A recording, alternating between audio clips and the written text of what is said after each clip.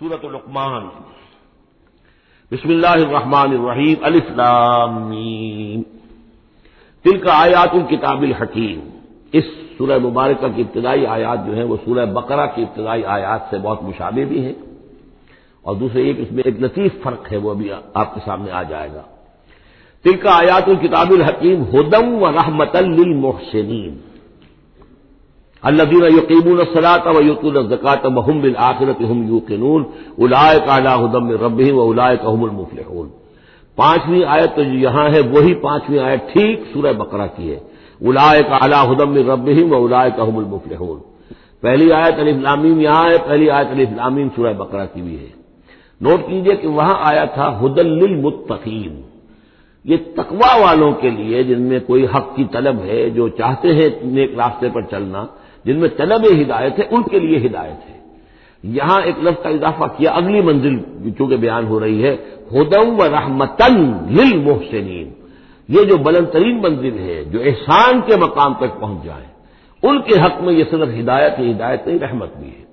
تو یہاں تقابل اگر کریں گے، الف لام میم ذالک الکتاب لا ریب فیہ ھدی للمتقین، یہاں فرمایا تلک آیات الکتاب الحکیم، یہ ایک بڑی حکمت بڑی کتاب کی آیات ہے، اور یہ ہدایت ہے اور رحمت ہے محسنین کے حق میں۔ اور یہ محسنین جو ہے قرآن کی اصطلاح کے طور پر، جیسا کہ میں بیان کر چکا ہوں سورہ مائدہ میں، کہ یہ پہلا درجہ ہے اسلام، اس سے اوپر ایمان، اس سے اوپر احسان۔ اذا اتقوا وآمنوا وعملوا الصالحات ثم اتقوا وآمنوا ثم اتقوا واحسنوا واللہ یحب المحسنین، ان کے حق میں یہ قرآن رحمت ہے۔ الذین، اب ان کی یہ اوصاف ہیں جو نماز قائم رکھتے ہیں، ویؤتون الزکاۃ، وہاں ہے ومما رزقناہم ینفقون، یہاں باقاعدہ لفظ زکوٰۃ آ گیا، وہ زکوٰۃ دیتے رہتے ہیں، یا یہ کہ اپنے تزکیے کے لیے مسلسل کوشاں رہتے ہیں۔ وہم بالآخرۃ ہم یوقنون، اور آخرت پر ان کا پورا یقین ہے۔ اصل شے جو ہے جو انسان کے عمل اور کردار پر اثر انداز ہوتی ہے، وہ ایمان بالآخرہ ہے۔ اولئک علی ھدی من ربہم، یہ لوگ ہیں ہدایت پر اپنے رب کی جانب سے، واولئک ھم المفلحون، اور یہی ہے فلاح پانے والے۔ ومن الناس من یشتری لہو الحدیث لیضل عن سبیل اللہ بغیر علم، لوگوں میں سے کچھ ایسے بھی ہیں کہ جو کھیل کی باتیں خریدتے ہیں، کھیل کود، اور تاکہ لوگوں کی توجہ ادھر ہو جائے۔ اور یہ باقاعدہ کیا ہے نضر بن حارث جو رؤسائے قریش میں سے تھا، اور اس شخص کا معاملہ یہ تھا کہ یہ حضور کے شدید ترین مخالفین میں سے تھا۔ اس نے یہ کیا کہ یہ لوگ جو ہیں، کیونکہ عربوں کے اندر ذوق تو تھا، ان کے ہاں اچھے شاعروں کی بڑی قدر تھی، خطبہ ادب جو ہے، فصاحت و بلاغت جو ہے، اس سے ان کو دلچسپی تھی، قرآن مجید کی فصاحت اور بلاغت انہیں اپنی طرف کھینچتی تھی۔ وہ چاہتے تھے کہ یہ لوگ سنیں ہی نہ، تو وہ کہیں سے شام گیا اور وہاں سے کوئی گانا گانے والی ایک لونڈی لے آیا جو بہت اچھا گانا گاتی تھی، اور اس کی محفلیں اس نے منعقد کرانی شروع کر دی تاکہ لوگ آئیں یہاں پر اور یہ اس میں مگن رہے، اور رات کا وقت وہاں لگائیں تو دن میں سوئیں۔ بہرحال کسی طریقے سے ان کی توجہات جو ہے اس کو محمد کی طرف سے ہٹا کر صلی اللہ علیہ وسلم تو ان چیزوں میں لگا دیا جائے۔ اور یہ اچھی طرح سمجھ لیجئے کہ اس وقت دنیا میں یہ کھیلوں کا معاملہ، سپورٹس کا، گیمز کا معاملہ، اور پورے ذرائع ابلاغ کے اوپر معلوم ہوتا ہے چھائی ہوئی شے یہی ہے۔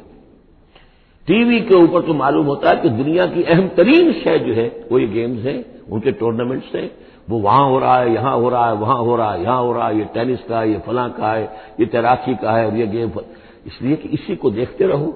جو بھی وقت کوئی فارغ ہے، ظاہر بات ہے کہ کہیں ایسا نہ ہو کہ کہیں بیٹھے بیٹھے کہیں اچانک خیال ہی آ جائے کہ بھئی سوچے انسان میں ہوں کون، کہاں سے آیا ہوں، کہاں جا رہا ہوں، زندگی کا مال کیا ہے، مقصد کیا ہے، اپنے حالات کے بارے میں ہی سوچے، دنیا کدھر جا رہی ہے، قوم کدھر جا رہی ہے، ملک کدھر جا رہا ہے، نہیں، ان کو مست رکھو۔ وہ اقبال نے تو کہا تھا کہ ابلیس نے یہ کہا اپنے کارندوں سے کہ مست رکھو ذکر و فکر صبح گاہی میں اسے، اور پختہ تر کر دو مزاج خانقاہی میں اسے۔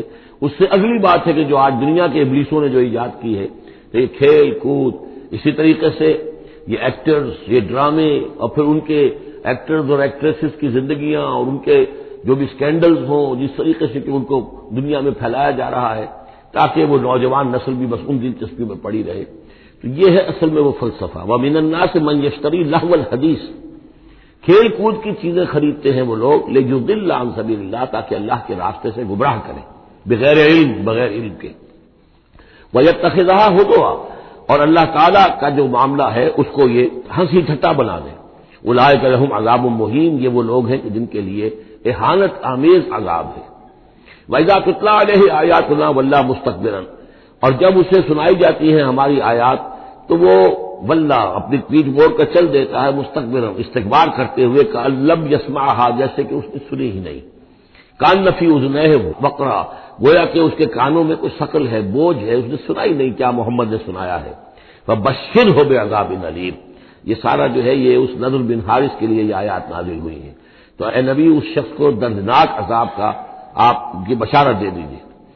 ان الذین آمنوا وعملوا الصالحات لہم جنات النعیم، یقیناً وہ لوگ جو ایمان لائے اور جنہوں نے نیک عمل کیے ان کے لیے نعمتوں بھرے باغات ہیں، خالدین فیہا، جس میں وہ ہمیشہ ہمیشہ رہیں گے۔ وعد اللہ حقا، یہ اللہ کا وعدہ ہے جو سچا ہے، پختہ ہے، اٹل ہے، حتمی ہے، یقینی ہے۔ وہو العزیز الحکیم، اور وہ زبردست ہے، حکمت والا۔ خلق السماوات بغیر عمد ترونہا، اس نے آسمان بنا دیے بغیر ستونوں کے جو تمہیں نظر آتے ہوں۔ وَأَلْقَىٰ فِي الْأَرْضِ رَوَاسِيَ أَن تَمِيدَ بِكُمْ، اور اس نے زمین میں ایسے لنگر ڈال دیے ہیں کہ تمہیں لے کر ایک طرف کو لڑک نہ جائے، جھک نہ جائے۔ وَبَثَّ فِيهَا مِن كُلِّ دَابَّةٍ، اور اس میں ہر طرح کے جانور جو ہے پھیلا دیے ہیں۔ وَأَنزَلْنَا مِنَ السَّمَاءِ مَاءً، اور اس نے اتارا ہے آسمان سے پانی۔ فَأَنبَتْنَا فِيهَا مِن كُلِّ زَوْجٍ كَرِيمٍ، اور اس میں ہر طرح کے جو ہے جوڑے نباتات کے اس نے پیدا کر دیے ہیں، ہر طرح کے۔ آپ کو معلوم ہے کہ ان کی بھی فیملیز ہوتی ہیں، یہ سٹرس فیملی ہے اور یہ فلاں فیملی ہے، اس طریقے سے اللہ تعالیٰ نے ان کے بھی خاندان بنائے ہوئے۔ ھذا خلق اللہ فارونی ماذا خلق الذین من دونہ، یہ تو ہے اللہ کی تخلیق، تم بھی مانتے ہو کہ اللہ نے بنایا، پھر ذرا مجھے دکھاؤ کیا چیز بنائی ہے انہوں نے جو اس کے سوا معبود تم نے بنا لیے ہیں۔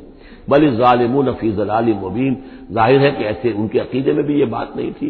یہ دوسری بات ہے کہ وہ متوجہ نہیں ہوتے تھے، جو کچھ کر رہے ہیں اس کا کبھی تجزیہ نہیں کرتے تھے، لیکن یہ ہے کہ یہ ظالم جو ہے یہ کھلی گمراہی میں پڑے ہوئے ہیں۔ اب جو دوسرا رکوع آ رہا ہے سورہ مبارکہ کا، یہ ہمارے اس منتخب نصاب کا ایک اہم درس ہے، اور یہ منتخب نصاب کا پہلا حصہ ہے جو جامع اسباق، سورۃ العصر، پھر آیت البر، تیسرا سبق یہ ہے، اس لیے کہ اس میں بھی وہ انسان کی نجات کے لیے جو چیزیں لازم ہیں وہ سب کی سب ان کا ایک اسکیلیٹن سمجھیے، اس کا جو ایک خاکہ جو ہے بلو پرنٹ اس کے اندر بھی آ گیا ہے۔ اور یہ اصل میں ایک ایسے شخص کی مثال ہے جو نہ خود نبی تھے نہ کسی نبی کے پیروکار تھے، لیکن وہی جو بات میں نے بارہا آپ سے عرض کی ہے کہ سلیم الطبع انسان، سلیم الفطرت انسان اور سلیم العقل انسان، فطرت کج نہ ہوئی ہو، پرورٹڈ نہ ہو، اور انسان کی عقل جو ہے اس کے اوپر پردے نہ پڑ گئے ہوں، تو انسان کچھ حقائق پر خود پہنچ جائے گا چاہے کسی نبی کی دعوت اس تک نہ پہنچی ہو۔ وہ مقام کیا ہے کہ وہ پہچان لے گا کہ اس کائنات کا ایک خالق ہے، وہ اکیلا ہے، وہی اس کا مدبر ہے، وہی چلا رہا ہے، وہ تمام صفات کمال سے بتمام کمال متصف ہے۔ پھر یہ کہ اس نے جو ہمیں پیدا کیا ہے تو زندگی صرف یہ زندگی نہیں ہے بلکہ کوئی اور زندگی بھی ہوگی، اس کے پاس لوٹنا بھی ہوگا، ہم اس کی طرف جائیں گے اور پھر ہمیں اپنے اعمال کا محاسبہ وہاں پر فیس کرنا ہوگا اور جزا و سزا ہوگی۔ یہاں تک انسان پہنچ سکتا ہے، یعنی ایمان ابھی نہ کہیے، ایمان تو تصدیق کو کہتے ہیں، ایمان کا لفظ تو ہوتا ہے جبکہ نبی کی دعوت کی تصدیق کی جائے تو لفظ ایمان ہے، لیکن یوں سمجھیے کہ معرفت یا حکمت، معرفت اور حکمت کے یہ دو سٹیشنز ایسے ہیں کہ جس تک انسان پہنچ جاتا ہے بغیر وحی کی رہنمائی کے، اگر اس کی فطرت سلیم ہے، اس کی عقل سلیم ہے۔ اس کے بعد وہ سوال کرتا ہے، یہی میں نے سورہ فاتحہ میں آپ کو بتایا تھا کہ سورہ فاتحہ دعا ہے، لیکن کس شخص کی دعا ہے؟ عام آدمی کی دعا نہیں ہے، وہ ہمیں تلقین تو کی گئی ہے، نماز میں ہم وہی پڑھتے ہیں، لیکن اس میں پیش نظر کیا ہے کہ ایک شخص جو اپنی سلامتی طبع، سلامتی فطرت، سلامتی عقل سے یہاں تک تو پہنچ گیا کہ الحمدللہ رب العالمین الرحمن الرحیم مالک یوم الدین ایاک نعبد، یہاں تک تو وہ پہنچ گیا ہے۔ اے رب پھر تیری ہی بندگی کرنی چاہیے، تیری ہی مرضی پر چلنا چاہیے، لیکن تیری مرضی کس شے میں ہے یہ ہمیں معلوم نہیں، تو کس چیز سے راضی ہوتا ہے، کس سے ناراض ہوتا ہے یہ ہمیں معلوم نہیں، تیری بندگی کیسے کریں یہ ہمیں معلوم نہیں، تو اس سے آگے پھر ہے وہ جو اہدنا الصراط المستقیم ایاک نعبد و ایاک نستعین اہدنا الصراط المستقیم۔ تو ایسی ایک شخصیت تھی حضرت لقمان کی، جہاں تک روایات ہیں ان سے معلوم ہوتا ہے کہ یہ حبشی النسل تھے۔ نوبیا ایک جگہ ہے کہ جو سوڈان اور یوں سمجھیے کہ مصر کے تقریباً درمیان یا سرحد پر ہے، وہاں یہ رہتے تھے اور کارپینٹر تھے، لیکن یہ کہ اللہ تعالیٰ ذہانت جس کو بھی چاہے دے دے، لیکن ان کے اندر اللہ تعالیٰ نے وہ ذہانت بھی دی تھی اور وہ سلامتی فکر، سلامتی عقل، سلامتی فطرت، سلامتی قلب، اس کے نتیجے میں وہ اس چیز تک پہنچ گئے تھے، توحید تک. اور اس کے ساتھ ہی یہ ہے کہ اعمال انسان کے جو ہیں وہ ضائع جانے والے نہیں ہیں، ان کا کوئی نہ کوئی بدلہ مل کر رہے گا. باقی یہ کہ جو چیزیں وہی سے معلوم ہوتی ہے، جنت دوزخ، وہ تو ان کے تذکرہ نہیں ملے گا اس کے اندر. جو چیزیں، اور کسی رسول کا تذکرہ بھی نہیں ملے گا، اس لیے کہ وہ کسی رسول کے امتی ہوتے تو تذکرہ کرتے. یہاں انہوں نے جو اپنی ایک حکیم اور دانا انسان نے اپنے ساری عمر کے سوچ کا جو لب لباب ہے، خلاصہ ہے، حاصل ہے، وہ اپنے بیٹے کو اپنے انتقال کے وقت وصیت کی شکل میں منتقل کیا ہے، اور اس کو اللہ تعالیٰ نے قرآن میں نقل کر دیا. کیونکہ ان کے اقوال کوٹ کیے جاتے تھے، جیسے ہم کوئی تقریر کرتے ہیں تو کبھی علامہ اقبال کا حوالہ دیتے ہیں، ان کا شعر کوٹ کر دیتے ہیں، کبھی کسی اور کا. تو یہ بھی اصل میں عرب میں خطباء اور شعراء جانتے تھے کہ یہ لقمان جو ہے یہ بہت ہی حکیم اور دانا انسان تھے، اور ان کے اقوال جو ہے کوٹ کیے جاتے تھے اشعار میں بھی اور خطبات میں بھی. تو اللہ نے بتایا کہ دیکھو یہ لقمان بھی جو اپنی سلامتی طبع اور سلامتی فکر کی وجہ سے جہاں تک پہنچا، وہ وہی اصول ہے کہ جن کی طرف محمد تمہیں دعوت دے رہے ہیں صلی اللہ علیہ وسلم. وَلَقَدْ آتَيْنَا لُقْمَانَ الْحِكْمَةَ، اور ہم نے لقمان کو دانائی عطا کی. تو دانائی کا نتیجہ کیا تھا؟ انشکر للہ، کہ شکر کرو اللہ کا. دانائی کا تقاضا، فطرت کی سلامتی کا تقاضا کیا ہے؟ جو بھی آپ کے ساتھ بھلائی کرے اس کے لیے ایک احسان مندی کے جذبات آپ میں پیدا ہونے چاہیے. اگر نہیں ہو رہا ہے تو فطرت جو ہے پرورٹڈ ہے، بس ہو گئی، جو بھی بھلائی کرے. اور عقل کا تقاضا کیا ہے کہ اصل جو ہے منعم اس کو پہچان لیا جائے، اور وہ اللہ ہے. تو نتیجہ کیا نکلے گا؟ وہ سلامتی طبع جمع سلامتی عقل، تو اللہ کو پہچان لیا جائے اور کہا جائے الحمدللہ، جہاں سے قرآن مجید شروع ہوتا ہے. انشکر للہ، کہ شکر کرو اللہ کا. ومن یشکر فانما یشکر لنفسہ، جو کوئی بھی شکر کرتا ہے تو وہ شکر کرتا ہے اپنے ہی بھلے کے لیے، اپنے ہی فائدے کے لیے. ومن کفر فان اللہ غنی حمید، اور جو کفران نعمت کرتا ہے، ناشکری کرتا ہے، تو اللہ تو غنی اور حمید ہے. وَإِذْ قَالَ لُقْمَانُ لِابْنِهِ، اب یہاں سے حضرت لقمان کی وہ نصیحتیں ہیں جو انہوں نے اپنے بیٹے کو کی ہیں، یہاں مذکور نہیں ہے، لیکن مراد یہی ہے کہ انتقال کے وقت. جیسے کہ کوئی شخص دولت مند ہے تو وہ اپنے انتقال کے وقت اپنے بیٹوں کو، یا اگر بیٹا ایک ہی ہے تو اسے بتائے گا کس سے لینا ہے، کس کو دینا ہے، کیا حساب کتاب ہے، کہاں کہاں میرے ایسٹس ہیں. کوئی دفینہ ہے تو بھی بتائے گا کہ میرا وہاں فلاں جگہ پر دولت دفن ہے. ایک حکیم انسان کے پاس اصل ہے اس کی ساری عمر کے غور و فکر کا جو حاصل ہے کہ میں نے جو کچھ سوچا ہے، میں نے جو کچھ بھی حاصل کیا ہے اپنی فطرت سلیمہ اور عقل سلیم کی رہنمائی میں، وہ میں تمہیں منتقل کر رہا ہوں. وَإِذْ قَالَ لُقْمَانُ لِابْنِهِ وَهُوَ يَعِظُهُ، یاد کرو جبکہ کہا لقمان نے اپنے بیٹے سے، اور وہ اسے نصیحت کر رہے تھے، یا بنی لا تشرک باللہ، نمبر 1 اللہ کے ساتھ شرک مت کیجو، ان الشرک لظلم عظیم، یقیناً شرک بہت بڑا ظلم ہے، بہت بڑا ظلم ہے، سب سے بڑی ناانصافی. عربی زبان میں ظلم کہتے ہیں وضع الشیء فی غیر محلہ، کسی شے کو ہٹا کر اس کے اصل مقام سے ہٹا کر کہیں اور رکھ دینا، یہ ظلم ہے. اللہ خالق ہے تنہا، باقی سب مخلوق ہے. اب آپ نے مخلوق میں سے کسی کو اللہ کے برابر کر دیا، یا اللہ کو کسی اعتبار سے گرا کر مخلوق کی صف میں لا کے کھڑا کر دیا، اس سے بڑی ناانصافی، اس سے بڑا ظلم کوئی نہیں. وَإِذْ قَالَ لُقْمَانُ لِابْنِهِ وَهُوَ يَعِظُهُ يَا بُنَيَّ لَا تُشْرِكْ بِاللَّهِ إِنَّ الشِّرْكَ لَظُلْمٌ عَظِيمٌ. اور اس کے بعد فوراً ہی اللہ تعالیٰ نے اپنی طرف سے ایک بات ایڈ کی ہے. یہ چوتھا مقام آ گیا ہے کہ جہاں اللہ کے حق کے فوراً بعد والدین کا حق. ظاہر بات ہے کہ حضرت لقمان کو یہ بات کچھ یعنی مناسب نہیں معلوم ہوئی کہ وہ اپنا حق بھی بیان کرے، لہذا اس کی تکمیل کر دی اللہ تعالیٰ نے. وَوَصَّيْنَا الْإِنسَانَ بِوَالِدَيْهِ، اور ہم نے وصیت کی انسان کو اس کے والدین کے بارے میں، اور والدین میں سے بھی خاص طور پر والدہ، اس لیے کہ زیادہ مشقت وہ جھیلتی ہے، زیادہ تکلیفیں بچوں کی پرورش میں ماں کو برداشت کرنی پڑتی ہے. وَوَصَّيْنَا الْإِنسَانَ بِوَالِدَيْهِ حَمَلَتْهُ أُمُّهُ وَهْنًا عَلَىٰ وَهْنٍ، اسے اٹھائے رکھا، وہ جو حمل ہے اس کے اپنے جسم کے اندر اٹھائے رکھا اس نے اس کو، وَهْنًا عَلَىٰ وَهْنٍ، کمزوری پر کمزوری جھیل کر. وَفِصَالُهُ فِي عَامَيْنِ، پھر اس کا دودھ چھڑانا ہوا 2 سال میں سے. پھر یہ کہ پہلے 9 مہینے تو جونک کی طرح اس کے جسم کے اندر خون چوستا رہا، اور اس کے بعد پھر جو ہے دودھ اس کا جو ہے پیا ہے، تو وہ بھی اس کی توانائیاں اور اس کی قوت ہی ہے کہ جو دودھ کی شکل میں اس کے لیے غذا بنی ہے. انشکر لی ولوالدیک، کہ شکر کرو میرا اور اپنے والدین کا، الی المصیر، اور میری طرف ان کو لوٹ کر آنا ہے. اب دیکھیے جیسے میں نے وہاں عرض کیا تھا کہ سورہ عنکبوت میں اور اس میں بڑی مناسبت ہے ان دو میں، وہ مضمون اب یہاں بھی آ رہا ہے کہ اگر یہ 2 حق ٹکرا جائیں، ایک حق اللہ کا ہے شرک نہ کیا جائے، ایک حق والدین کے ساتھ حسن سلوک ہے، اب یہ ٹکرا گئے، والدین کہہ رہے ہیں شرک کرو، اب کیا کریں؟ وَإِن جَاهَدَاكَ عَلَىٰ أَن تُشْرِكَ بِي مَا لَيْسَ لَكَ بِهِ عِلْمٌ، اگر وہ تم سے جہاد کریں، تم پر دباؤ ڈالیں، تم سے لڑیں، تم سے جھگڑیں اور تمہیں مجبور کریں کہ تم شریک کرو اور شرک کرو میرے ساتھ ایسی چیز کا کہ جس کا تمہارے پاس کوئی علم نہیں ہے، فَلَا تُطِعْهُمَا، تو ان کا کہنا مت مانو۔ وہاں پر بھی یہ مضمون آ چکا، یہاں دوبارہ آ گیا کہ ان کے حقوق ایک حد تک ہیں، اس سے آگے بڑھ کر وہ اللہ کے حقوق پر ڈاکہ ڈالنے لگے، بازی سے بابا ہم بازی۔ ان کے حقوق اللہ کے حقوق کے برابر نہیں ہو سکتے، ان کے حقوق اللہ کے حقوق سے فائق نہیں ہو سکتے، اس کے نیچے ہیں۔ تو شرک نہیں، البتہ یہاں یہ ذہن میں رکھیے کہ شرک صرف بت پرستی کو نہیں کہتے، لا تشرک، شرک کی کوئی قسم بھی ہو۔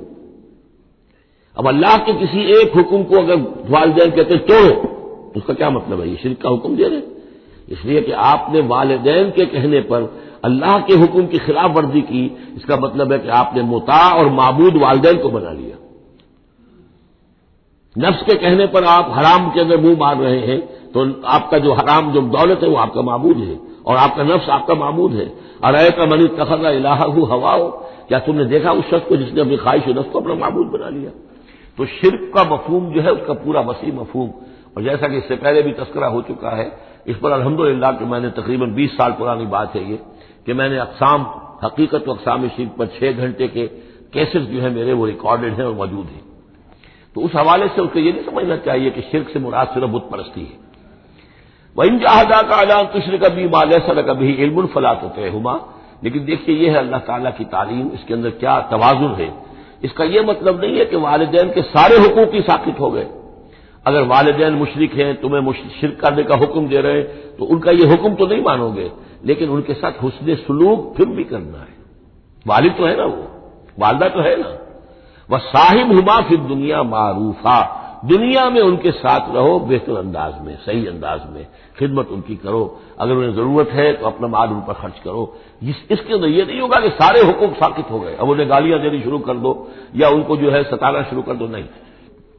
لیکن اگر وہ اللہ کے حکم کے خلاف کوئی حکم دیتے تو مت مانو۔ وَاتَّبِعْ سَبِيلَ مَنْ أَنَابَ إِلَيَّ، اور پیروی کرو اس شخص کے راستے کی کہ جو میری طرف اپنا رخ کر چکا ہے۔ یعنی والدین کا اتباع نہیں ہے، والدین کی اطاعت نہیں ہے، والدین کے ساتھ حسن سلوک ہے۔ اطاعت ہوگی اگر اللہ کی اطاعت کے مطابق، اس کے دائرے کے اندر تو اطاعت بھی ہوگی، لیکن بالفعل اور آزادانہ کوئی اطاعت نہیں والدین کی۔ کہیں بھی قرآن مجید میں نہیں آیا اپنے والدین کی اطاعت کرو۔ کیا حکم دیا گیا؟ حسن سلوک، نیک سلوک، ان کی ضرورت، ان کی خبر گیری ہے، ان کی خدمت ہے، ان کی ضروریات کا لحاظ رکھنا، اس کا حکم ہے۔ باقی پیروی کرو اس شخص کی جس نے اپنا رخ میری طرف کر لیا ہے، وہ کوئی بھی ہے۔ پہلے انبیاء ہوتے تھے، انبیاء کی پیروی کرو، اب انبیاء نہیں ہے، انبیاء کے خادم ہیں۔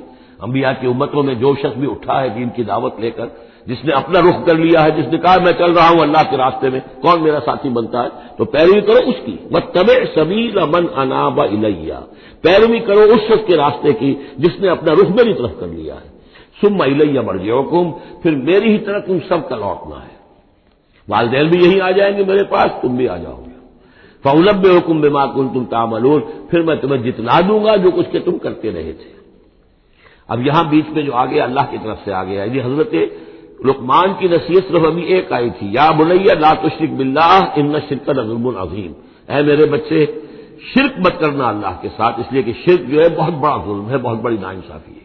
دوسری وصیت ان کی کیا ہے؟ یا بنی انہا ان تک مثقال حبۃ من خردل فتکن فی صخرۃ او فی السماوات او فی الارض یات بها اللہ ان اللہ لطیف خبیر، اے میرے بچے عمل، خواہ وہ نیکی کا ہو خواہ بدی کا ہو، انہا، ہا کی ضمیر ہے عمل کی طرف، عمل خواہ ایک رائی کے دانے کے ہم وزن ہو۔ اب یہ سب سے چھوٹی چیز، رائی کا دانہ، فتیلہ، نقیرہ، یہ 3 چیزیں آتی ہیں قرآن مجید میں عام طور پر چھوٹی شے کے لیے، لا یظلمون فتیلہ، لا یظلمون نقیرہ، اور یہ کہ رائی کا دانہ بہت چھوٹا، تو چاہے وہ نیکی یا بدی ہو رائی کے دانے کے ہم وزن، اور پھر فتکن فی صخرۃ، وہ کسی پہاڑ کی، کسی چٹان کے پیٹ میں جا کر، کسی کھو کے اندر جا کر وہ عمل کیا گیا ہو، اور فی السماوات، یا آسمانوں میں کیا گیا ہو، اب تو آسمانوں میں ہے نا، آپ خلا میں جا کر وہ عمل کر رہے ہیں، تو پھر اب تو انسان جو ہے وہاں تک پہنچ گیا ہے، اور فی الارض، یا زمین کے پیٹ میں گھس کر کیا گیا ہو، یاتی بہ اللہ، اللہ اسے لے آئے گا۔ یعنی انسانی اعمال، انسان اشرف المخلوقات ہے، اور انسانی اعمال ایسی گھٹیا چیز نہیں ہے کہ ایسے ضائع کر دے اللہ، چاہے وہ نیکی ہے چاہے بدی۔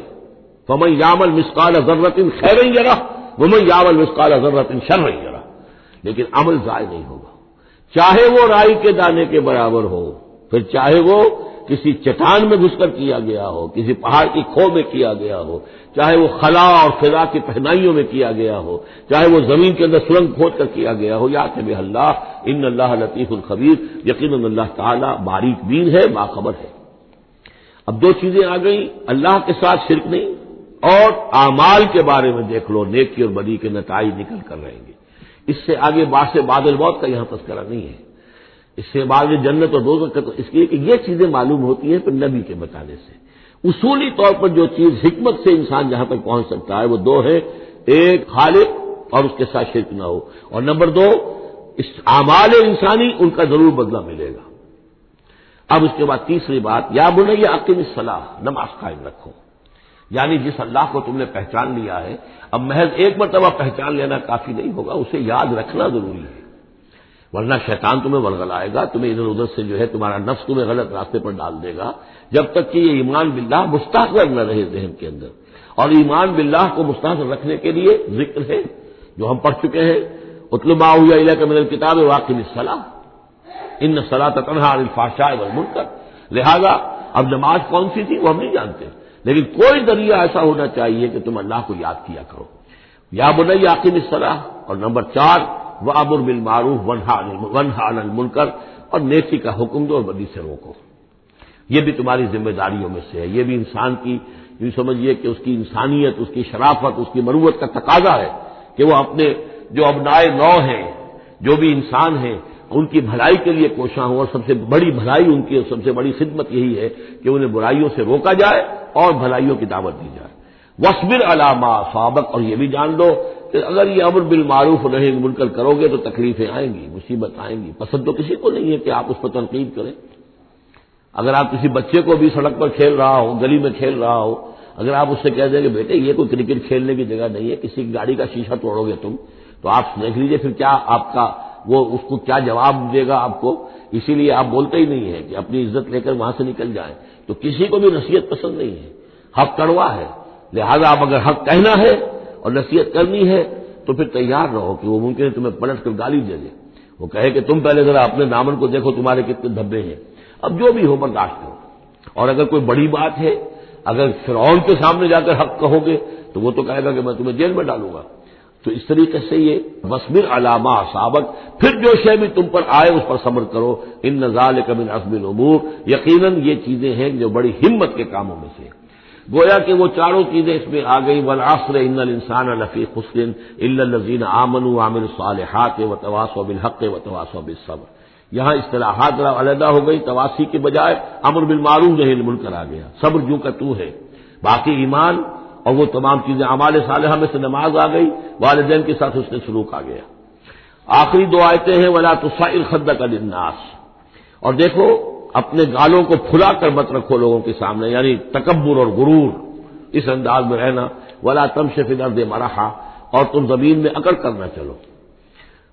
ان اللہ لا یحب کل مختال فخور، یقیناً اللہ تعالیٰ کو جو اکڑنے والے ہیں، اور یہ مختال بنا ہے خیل سے، خیل کہتے ہیں گھوڑے کو، گھوڑے کی چال میں تمکنت ہوتی ہے، تو جب انسان بھی بڑی تمکنت کے ساتھ چلتا ہے تو وہ گویا کہ اختیال بن گیا۔ لا یحب کل مختال فخور، شیخی کھوڑے، فخر کرنے والے، اکڑنے والے اللہ کو پسند نہیں ہے۔ یہ مضمون سورہ بنی اسرائیل میں بھی آ چکا ہے۔ ولا تمشی فی الارض مرحا انک لن تخرق الارض ولن تبلغ الجبال طولا، تم کتنا ہی پاؤں مار کر چلو ہماری زمین کو پھاڑ نہیں سکتے، اور کتنی گردن اکڑا لو، اونچے ہو جاؤ، سینہ تان لو اور اوپر ترا بھی چڑھا لو، لیکن یہ کہ تم پہاڑوں کی اونچائی تک نہیں پہنچ سکتے۔ آخری بات فرمائی وقصد فی مشیک، اپنی چال میں میانہ روی اختیار کرو۔ یہ میانہ روی ہر اعتبار سے، چال میں بھی، خرچ میں بھی، والذین اذا انفقوا لم یسرفوا ولم یقتروا وکان بین ذلک قواما، یہ ایک میچور شخصیت کا کہ اس کے اندر ہر اعتبار سے معلوم و توازن ہو، انتہا پسندی کسی بھی اعتبار سے نہ ہو۔ وقصد فی مشیک واغضض من صوتک، اور اپنی آواز کو پست رکھو۔ اس کا مطلب کیا ہے کہ کہیں کوئی آرگومنٹ ہے کہ جھگڑا ہو گیا ہے تو آواز کو بلند کرنے کی کوشش نہ کرو، بات اپنی کرو۔ عام طور پر یہ ہوتا ہے کہ جب آدمی دیکھتا ہے کہ میری دلیل تو کمزور پڑ گئی تو پھر وہ اپنی آواز کی والیوم بڑھا کر کوشش کرتا ہے کہ کمپنسیٹ کرے کہ دلیل عقلی اعتبار سے تو کمزور ہے لیکن میری آواز جو ہے وہ اس کے اندر وزن پیدا کر دے۔ ولا وغضض من صوتک، اور دیکھو ان انکر الاصوات لصوت الحمیر، آواز جو گدھے کی ہوتی ہے وہ ڈھیچو ڈھیچو جب کرتا ہے تو بلند تو وہ بہت ہوتی ہے لیکن کس قدر ناپسندیدہ آواز ہے، کتنی ناپسندیدہ آواز ہے۔ تو آواز کی بلندی کوئی حسن نہیں ہے، اصل تو یہ شے ہے کہ آپ جو بات کہیں وہ وزنی ہو، وہ دلیل کے ساتھ ہو اور وہ آپ اپنی بات کو منوا سکیں اس کے حوالے سے۔ تو یہ ہے 8 آیات پر مشتمل جو رکوع ہے، یہ دوسرا رکوع سورہ مبارکہ کا، یہ ہمارے اس منتخب نصاب کا تیسرا سبق ہے۔ الم تروا ان اللہ سخر لکم ما فی السماوات وما فی الارض واسبغ علیکم نعمہ ظاہرۃ وباطنہ ومن الناس من یجادل فی اللہ بغیر علم ولا ہدی ولا کتاب منیر صدق اللہ العظیم۔ کیا تم نے دیکھا نہیں کہ اللہ تعالیٰ نے تمہارے لیے مسخر کر دیا ہے جو کچھ کے آسمانوں میں ہے اور جو کچھ کے زمین میں ہے، یعنی یہ کہ آسمان کے اندر سورج ہے، چاند ہے، یہ سب تمہاری ضرورتیں بہم پہنچانے میں لگے ہوئے ہیں۔ سورج کی تمازت ہے جس سے تمہاری فصلیں پکتی ہیں، اسی سے ہواؤں کا نظام چل رہا ہے، بارشوں کا برسنا، یہ سارا معلوم ہوتا ہے کہ تمہارے لیے یہ سب بستر بچھایا ہے اللہ نے اور ساری تمہاری ضرورتیں پوری کی ہیں۔ واسبغ علیکم نعمہ، اور اس نے تم پر اپنی ساری نعمتیں مکمل کر دی ہیں، پوری کر دی ہیں۔ ظاہرتاً و باطنتاً، یہ نعمتیں ظاہری بھی ہیں باطنی بھی ہیں، جو باہر سے نظر آتی ہیں دکھتی ہیں جن کو ہم استعمال کرتے ہیں، بہت سی نعمتیں وہ جن کا ہمیں احساس ہی نہیں ہے، ہمارے وجود کے اندر کیا کچھ اللہ تعالی نے مدیت کیا ہوا ہے اس کا ہمیں پوری طرح احساس بھی نہیں۔ ومن الناس من یجادل فی اللہ بغیر علم، یہ آیت آ چکی ہے سورہ حج میں۔ لوگوں میں سے کچھ ایسے بھی ہیں جو جھگڑتے ہیں اللہ کے معاملے میں یا اللہ کے بارے میں یا اللہ کے احکام کے بارے میں، اللہ کی آیات کے بارے میں، بغیر اس کے کہ بغیر علم کہ ان کے پاس کوئی علم ہو، ولا ہدن، نہ کوئی رہنمائی اور ہدایت ہے، ولا کتاب منیر، نہ کوئی روشن کتاب ہے۔ وَإِذَا قِيلَ لَهُمُ اتَّبِعُوا مَا أَنزَلَ اللَّهُ قَالُوا بَلْ نَتَّبِعُ مَا وَجَدْنَا عَلَيْهِ آبَاءَنَا، اور جب ان سے کہا جاتا ہے کہ پیروی کرو اس کی جو اللہ نے نازل فرمایا ہے، قرآن اتارا ہے، اس کی پیروی کرو، قالوا، وہ کہتے ہیں بل نتبع ما وجدنا علیہ آباءنا، بلکہ ہم تو پیروی کریں گے اس کی کہ جس کو پر ہم نے پایا ہے اپنے آباء و اجداد کو۔ اور آج کل خاص طور پر یہ لوک ورثہ اور ہماری پرانی روایات، قومی روایات اور ہماری جو ہے ہر علاقے کا ایک کلچر ہے، اس کلچر کو زندہ کیا جائے، کروڑ ہر روپیہ ان چیزوں میں صرف کیا جاتا ہے۔ اولو کان الشیطان یدعوہم الی عذاب السعیر، خواہ شیطان ان کو پکار رہا اور بلا رہا ہو، یہ جو باتیں بنا رہے ہیں در حقیقت یہ شیطان کی دعوت اور اس کی تبلیغ ہے در حقیقت جس کو انہوں نے قبول کیا ہے۔ یدعوہم الی عذاب السعیر، اور وہ انہیں بلا رہا ہے اس جہنم کے عذاب کی طرف۔ ومن یسلم وجہہ الی اللہ وہو محسن، اور جس شخص نے اپنا چہرہ اللہ کے سامنے جھکا دیا، تابع فرمان کر دیا اپنے چہرے کو الی اللہ، اللہ کی یعنی وہو محسن، اور وہ احسان کی روش اختیار کرے، فقد استمسک بالعروۃ الوثقی، تو اس نے تو مضبوط تھام لیا ہے، مضبوط کنڈے کو، اس کا ہاتھ پڑ گیا ہے۔ یہ سورہ بقرہ میں بھی یہ الفاظ آئے تھے آیت کی کرسی کے فوراً بعد، فمن یکفر بالطاغوت ویؤمن باللہ فقد استمسک بالعروۃ الوثقی وإلی اللہ عاقبۃ الامور، اور تمام معاملات کا انجام آخر کار اللہ ہی کے ہاتھ میں ہے، اللہ ہی تک اس کو لوٹا دیا جائے گا۔ ومن کفر فلا یحزنک کفرہ، اور اے نبی جو کفر کر رہا ہے تو آپ اس کے کفر اور کفر کے لیے جو وہ بھاگ دوڑ کر رہا ہے اس سے آپ پریشان نہ ہو، دلگیر نہ ہو۔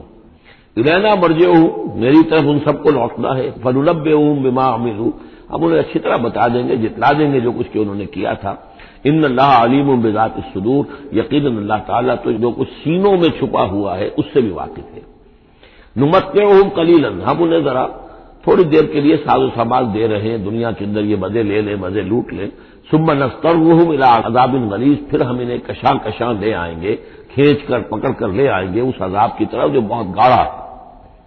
وَلَئِن سَأَلْتَهُم مَّنْ خَلَقَ السَّمَاوَاتِ وَالْأَرْضَ لَيَقُولُنَّ اللَّهُ، اور اگر آپ ان سے پوچھیں کس نے پیدا کیا آسمان اور زمین تو وہ کہیں گے اللہ نے۔ قُلِ الْحَمْدُ لِلَّهِ، کہیے الحمدللہ، ساری حمد بھی پھر اسی کی ہے۔ بل اکثرهم لا يعلمون، لیکن یہ کہ ان کی اکثریت علم نہیں رکھتی۔ للہ ما فی السماوات والارض، آسمان اور زمین میں جو کچھ ہے وہ اللہ کے لیے ہے، اللہ ہی کا ہے، اللہ کی ملکیت ہے، یہ لام تملیک ہے، اللہ کی ملکیت ہے ہر وہ شے جو بھی کچھ ہے آسمانوں میں اور زمین میں۔ ان اللہ هو الغنی الحمید، یقیناً وہ غنی ہے، اسے کوئی احتیاج نہیں، اور حمید ہے، بڑی خوبیوں والا ہے، اپنی ذات میں ستودہ صفات ہے۔ وَلَوْ أَنَّ مَا فِي الْأَرْضِ مِنْ شَجَرَةٍ أَقْلَامٌ، اور اگر جتنے بھی زمین میں درخت ہیں وہ قلم بن جائیں، والبحر، اور سمندر جو ہے وہ سیاہی بن جائے، جیسے میں یہ مضمون سورہ کہف میں بھی آ چکا ہے۔ قُل لَوْ كَانَ الْبَحْرُ مِدَادًا لِكَلِمَاتِ رَبِّي وَلَنَفَدَ الْبَحْرُ قَبْلَ أَن تَنفَدَ كَلِمَاتُ رَبِّي وَلَوْ جِئْنَا بِمِثْلِهِ مَدَدًا، اگر پورا سمندر جو ہے میرے رب کے کلمات کو لکھنے کے لیے سیاہی بن جائے تو وہ سیاہی سمندر ختم ہو جائے گا، لیکن یہ کہ میرے رب کے کلمات ختم نہیں ہوں گے، چاہے اتنا ہی سمندر اور لے آیا جائے۔ وہی مضمون یہاں بھی آ رہا اور یہ بات نوٹ کی ہے، میں نے کئی مرتبہ آپ کو بتائی ہے کہ اہم مضامین قرآن مجید میں کم سے کم دو جگہ ضرور ملتے ہیں۔ ولو، اب وہاں پر صرف سیاہی کا تذکرہ تھا، یہاں سیاہی کے ساتھ قلم۔ ولو ان ما فی الارض من شجرۃ اقلام، اگر جتنے بھی درخت زمین میں ہیں وہ سب کے سب قلم بن جائیں، والبحر، اور سیاہی جو ہے یہاں پہ اب محذوف سمجھیے مدادن، اور بحر جو ہے سمندر جو ہے وہ سیاہی کی شکل اختیار کر لے، یمدہ من بعدہ سبعۃ ابحر، اور اس سیاہی کو پھر مزید پھیلائے اور بڑھائے 7 سمندر اور اس کے اندر جو ہے ڈال دیے جائیں، ما نفدت کلمات اللہ، اللہ تعالیٰ کی کلمات ختم نہیں ہوں گے۔ اور یہ میں کر چکا ہوں، اس سے مراد کیا ہے کہ ہر شے جو اس کائنات میں ہے اللہ تعالیٰ کے کلمہ کن کا ظہور ہے، تو گویا کہ یہ تمام مخلوقات جو ہے کلمات اللہ ہے۔ اس اعتبار سے ظاہر بات ہے کہ احصاء کرنا ممکن ہی نہیں، اور آج کچھ نہ کچھ ہمیں اندازہ ہے کہ یہ کائنات کتنی وسیع و عریض ہے۔ ابھی تک بڑی سے بڑی ٹیلیسکوپ ایجاد کرنے کے باوجود trillions and trillions and trillions of light years تک تو ہم نے دیکھ لیا ہے، لیکن کائنات کا سرا ابھی ہمیں نظر نہیں آیا کہ شروع کہاں ہوتی ہے ختم کہاں ہوتی ہے۔ تو اس سے اندازہ کریں اللہ تعالیٰ کی خلاقی کا، اس کی مخلوقات کتنی ہیں۔ تو وہ جتنے بھی کلمات کن ہیں، اگر ان کو لکھنے کے لیے تمام جو ہے زمین کے درخت وہ قلم بن جائیں اور تمام سمندر جو ہے وہ سیاہی بن جائے اور 7 سمندر اور بھی اس میں ایڈ کر دیے جائیں، تب بھی یہ کہ اللہ کے کلمات ختم نہیں ہوں گے۔ ان اللہ عزیز الحکیم، یقیناً اللہ تعالیٰ زبردست ہے، حکمت والا۔ اب ادھر تو اس میں تو اللہ تعالیٰ کی تخلیق کی وسعت اور عظمت کا تذکرہ ہو گیا، اب اس کے انتظام کا معاملہ، اس کی تدبیر جو ہے اس میں کس قدر یسر ہے، کتنی آسانی ہے، کتنی سہولت ہے اس کے لیے، یعنی اس کائنات کو جیسے کہ سورہ بقرہ میں آیت الکرسی میں بھی آیا تھا ولا یعودہ حفظہما، یہ آسمانوں اور زمین کی حفاظت اس پر کوئی بھاری نہیں ہے، مشکل نہیں ہے، اس کو جو ہے اس کے تھامنے میں، اس کے چلانے میں کوئی اس کے لیے یہ کام بوجھل نہیں ہے، وزنی نہیں ہے۔ ولا یعودہ حفظہما وہو العلی العظیم، تو اسی کو یہاں فرمایا ما خلقکم ولا بعثکم الا کنفس واحدہ، تم سب کو پیدا کرنا اور تم سب کو دوبارہ پیدا کر لینا اللہ تعالیٰ کے لیے ایسے ہی جیسے ایک نفس کا پیدا کر دینا، اللہ کے لیے یہ اتنا یسیر ہے۔ ان اللہ سمیع بصیر، یقیناً اللہ تعالیٰ سمیع ہے اور بصیر ہے۔ تو گویا کہ ایک ہے اللہ کی تخلیق کی وسعت و عظمت، وہ تو کلمات الہی، اور ایک ہے اللہ تعالیٰ پر یہ کتنا ہلکا ہے، اہون والے، یہ اس کے لیے بہت آسان ہے، یسر اور سہولت اللہ تعالیٰ اس کے انتظام کو، اس کو جو لے کر چل رہا ہے اس پر بھاری نہیں۔ الم تری ان اللہ یولج اللیل فی النہار، کیا تم دیکھتے نہیں کہ اللہ تعالیٰ رات کو پرو لاتا ہے دن میں، ویولج النہار فی اللیل، اور دن کو پرو لاتا ہے رات میں۔ اب یہ ایک تو اس کا مفہوم یہ ہو سکتا ہے کہ جیسے ایک ڈوری ہے اور اس ڈوری کے اندر اگر آپ نے دانے ڈالے ہوئے، تصویر میں ایک سیاہ ہے ایک سفید ہے، ایک سیاہ ایک سفید ہے، سیاہ کے بعد سفید، سفید کے بعد سیاہ، یہ تو آتا چلا جائے گا۔ ایک یہ ہے کہ کبھی دن بڑھتا ہے اور رات گھٹتی ہے، گویا کہ دن جو ہے رات میں داخل ہو رہا ہے، کبھی رات بڑھنے لگتی ہے دن گھٹنے لگتا ہے، گویا کہ دن جو ہے وہ رات کو انکروچ کر رہا ہے، رات کے حصے کو گویا کہ اس نے قبضے میں کر لے لیا ہے۔ تو اس طریقے سے اللہ تعالیٰ پھرو دیتا ہے رات کو دن میں، دن کو رات میں۔ وسخر الشمس والقمر، اور اس نے مسخر کر دیا ہے سورج کو اور چاند کو، کل یجری الی اجل مسمى، یہ سب کے سب چل رہے ہیں ایک وقت معین تک کے لیے، وان اللہ بما تعملون خبیر، اور یقیناً اللہ تعالیٰ جو کچھ کہ تم کر رہے اس سے باخبر ہے۔ ذالک بان اللہ هو الحق، یہ اس لیے کہ اللہ حق ہے، وانما يدعون من دونه الباطل، اور یہ کہ جس کو یہ پکار رہے ہیں اللہ کے سوا وہ سب باطل ہیں، ان کی کوئی حقیقت ہی نہیں۔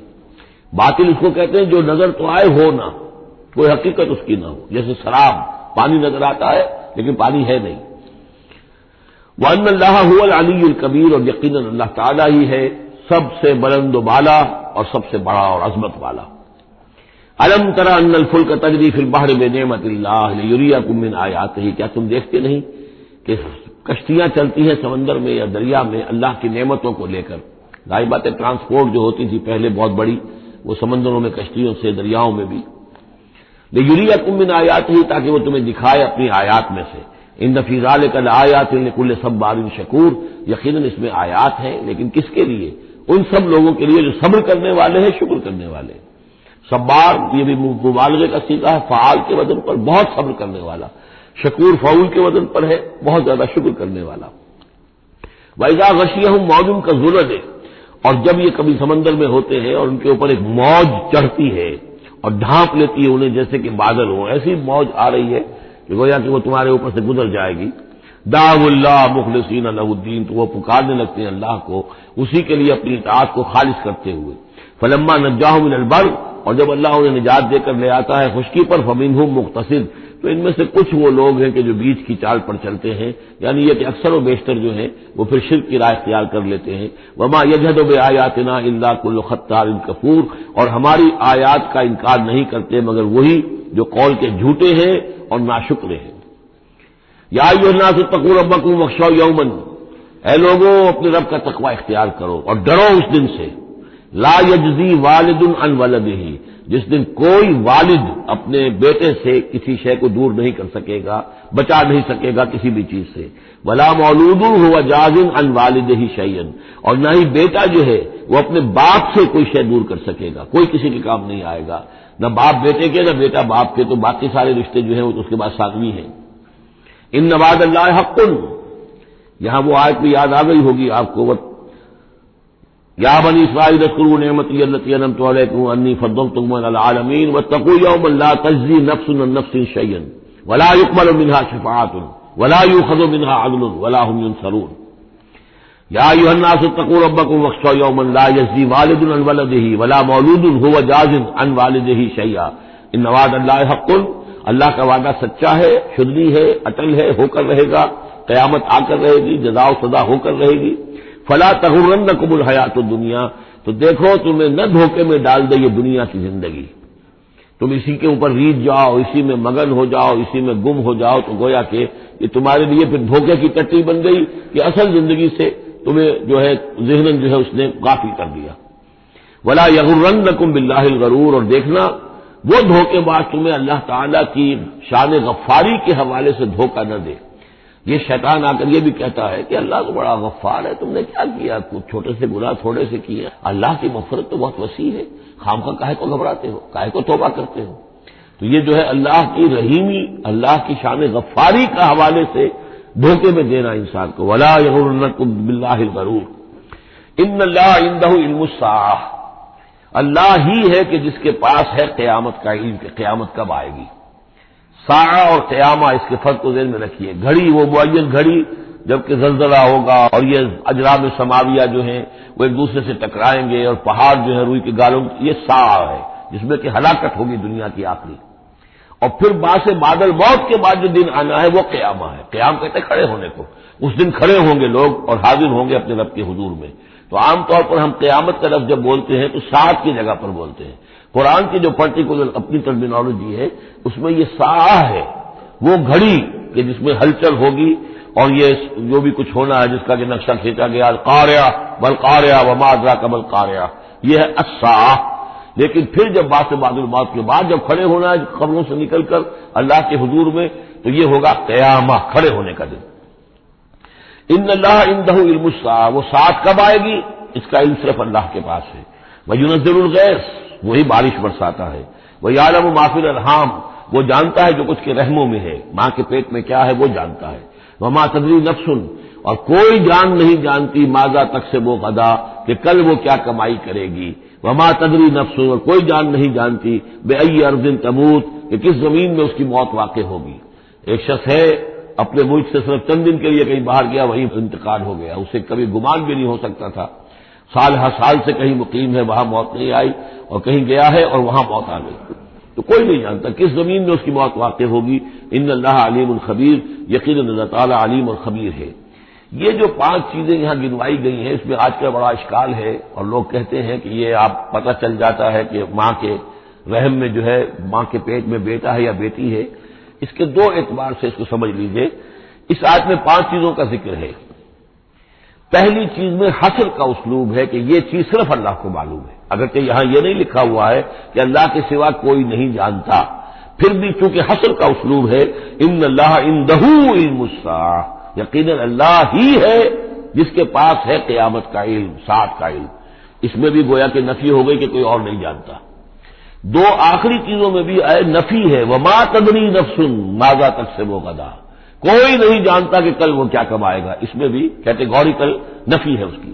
وما تدری نفس بأی ارض تموت، یہ بھی پھر کیٹیگوریکل نفی ہے کہ نہیں کوئی جانتا، کوئی جان نہیں جانتی کہ کہاں اس کی موت واقع ہوگی۔ لیکن 2 چیزیں جو ہے کیٹیگوریکل ڈینائل نہیں ہے۔ وَيُنَزِّلُ الْغَيْثَ، اللہ بارش برساتا ہے، یہ کہاں لکھا؟ نہ یہاں اس حصر کا اسلوب ہے، نہ یہ لکھا ہے کہ یہ کام جو ہے صرف اللہ کرتا ہے۔ اسی طرح یعلم ما فی الارحام، اللہ جانتا ہے جو اس کے رحموں میں ہے، اب یہ جو نہیں لکھا کہ کوئی اور نہیں جانتا۔ اس اعتبار سے قرآن مجید کے الفاظ جو ہیں ان کے اوپر تو اعتراض وارد ہو ہی نہیں سکتا۔ البتہ اعتراض اگر کچھ وارد ہوتا تو ایک حدیث پر ہوتا ہے۔ حدیث میں یہ آیا ہے کہ حضرت جبرائیل نے جب پوچھا تھا کہ مجھے قیامت کے بارے میں بتائیے، تو اس میں سے ایک روایت میں یہ الفاظ آئے ہیں کہ فی 5 لا یعلمہن الا اللہ، یہ قیامت کا علم جو ہے یہ تو ان 5 چیزوں میں سے ہے جنہیں اللہ کے سوا کوئی نہیں جانتا، اور وہاں حضور نے یہ ساری چیزیں گنوائی ہیں۔ اس کا جواب وہ یہ ہے کہ رحم میں کیا ہے اس کا صرف ایک پہلو ہمیں معلوم ہوا ہے کہ وہ بیٹا یا بیٹی ہے، باقی جو کچھ ہے اس کے نہ معلوم کتنے پہلو ہیں، کتنا ذہین ہے، کس قدر فطین ہے، اس کے اندر کیا اوصاف ہے، اس میں کیا صلاحیتیں ہیں، شقی ہے یا سعید ہے، نیکوکار ہوگا بدکار ہوگا، کیا پتہ ہے، یا ہوگا یا ہوگی۔ تو اس سے یہ کہ اس کی جو حدیث کا بھی معاملہ ہے اس کی بھی جو ہے اس کی توضیح موجود ہے، اس پہ کسی گھبرانے کی ضرورت نہیں ہے۔ ان اللہ علیم الخبیر، یقینا اللہ تعالی علیم اور خبیر ہے۔ بارک اللہ لی ولکم فی القرآن العظیم ونفعنی وإیاکم بالآیات والذکر الحکیم۔